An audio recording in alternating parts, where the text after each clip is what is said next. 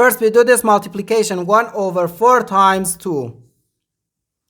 2 divided by 2 gives us 1, and 4 divided by 2 gives us 2. So here we have 1 over 2 times 1, which equals 1 over 2. So 8 divided by 1 over 2.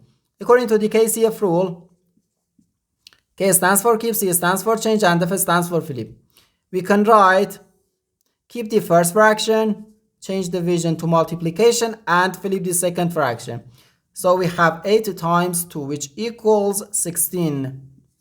But this answer is not correct, because according to the order of operations, multiplication and division have equal priority, and we have to work from left to right.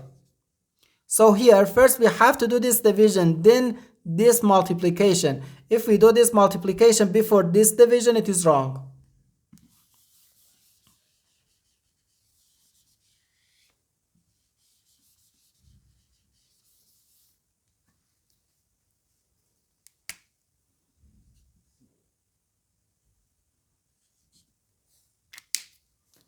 So first this division, 8 divided by 1 over 4. According to the KCF rule, we can write keep the first fraction, change division to multiplication, and flip the second fraction. So 8 times 4, then times 2. 8 times 4 gives us 32.